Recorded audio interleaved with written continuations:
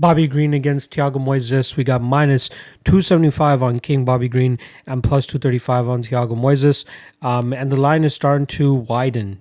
He was roughly around that minus 240 range, and now it's slowly widening up to that minus 275 range. I wouldn't even be surprised if we see at minus 300 come fight time. So let's start off with King Bobby Green.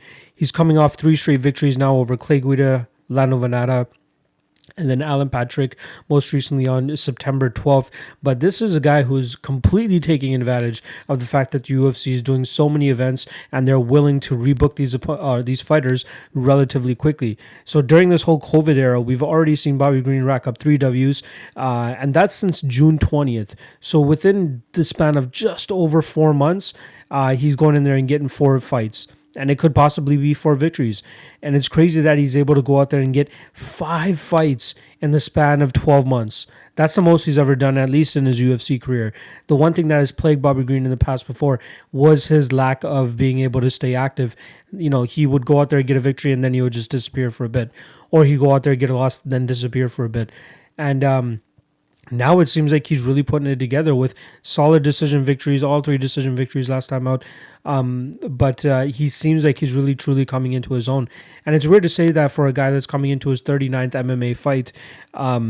He's 34 years old. This is definitely the peak of his career in terms of where his skill set is going to be. And, this probably being the highest level that he'll ever be at. So he's really going to have to string these victories together, maybe get some finishes if possible. Obviously, it's easier said than done.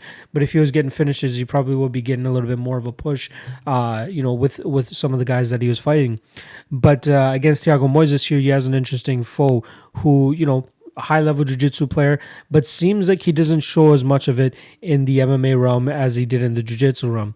Obviously that's false when you're talking about his last fight against Michael Johnson, where got completely lit up in that first round, and then in the second round knew he was down big too, and just pretty much came out there, got the fight to the ground or got it into the grappling realm as quickly as possible, and then pulled off an ankle or a heel hook, ankle lock, whatever you want to call it. But he went out there and submitted Michael Johnson quickly in that second round. Pretty much the story of Michael Johnson's career. He goes out there, gets a solid lead ahead of his opponents, and then somehow decides to drop the ball in the second or third round. So good for Thiago Moises for exploiting that. But the majority of his UFC career hasn't really looked like that. Benil Dariush was doing a good job in terms of getting Moises down, and Moises didn't really have the best answer to being able to pull off his jiu-jitsu against another high-level jiu-jitsu guy in Benil Dariush. Kurt Holloway, he had some success in getting Holloway down, but in terms of passing the guard or like threatening with submissions or anything like that, he was never really close. There was like one little split second where he had a rear naked choke locked in, but didn't really have the hooks or anything, and Kurt Holloway was able to spin out of it. But I expect a little bit higher level of jiu-jitsu from a guy who's been so highly touted in that realm. Obviously, the Damir Ismagulov fight, you can't knock him for that. Ismagulov, in my opinion, like I've said time and time again, that guy is a top 5 fighter waiting to happen. It's just unfortunate that he's just not able to stay active enough in the cage.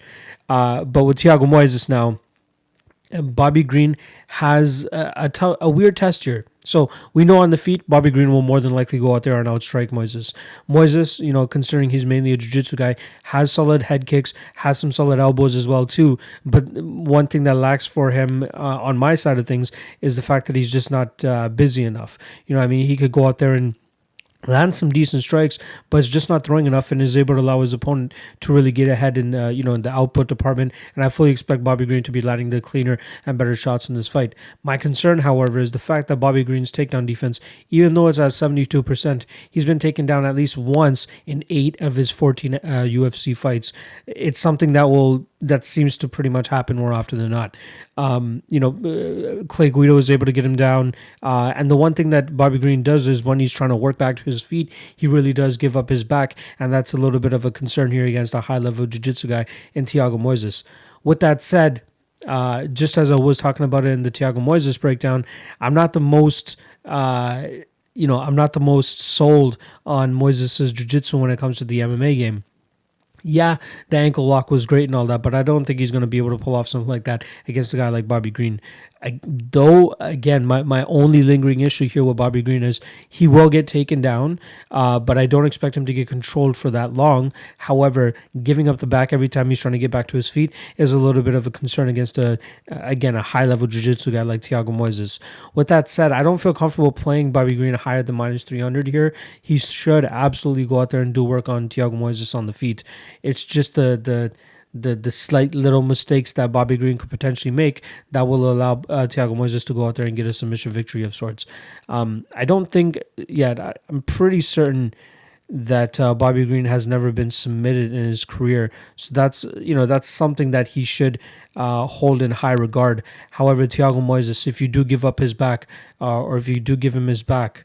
So yeah, just confirming, Bobby Green has lost via submission twice out of 10 career losses, but I like Bobby Green here. I do think that more often than not, this fight will remain on the feet. We'll see him use his stick boxing, some slick kickboxing as well, and kind of outpoint Thiago Moises this year. He just needs to be very, very careful in terms of when this fight gets into the clinch exchanges. Once it gets to those exchanges where Thiago Moises is pushing for a takedown, pushes him up against the cage, and then possibly gives up his back. I could absolutely see Moises kind of just hopping on the back, sinking in the chokes, sinking in the hooks, and then working towards a choke, or even just winning off of control time for just keeping Bobby Green in those positions. So I think it's a little bit closer of a fight than the odds are currently suggesting. But with that said, I just don't feel super confident in playing Thiago Moises here, who, kind of similar to like Walt Harris and Jared Cannonier from last week, they have a limited path to victory. With Moises, it's having to make sure that he clamps on to Bobby Green. But Bobby Green has shown solid abilities to get out of those tough positions.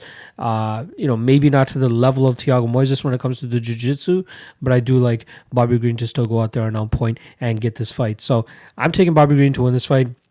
Still think the odds are a little bit wide, but I got Bobby Green to win this fight via decision.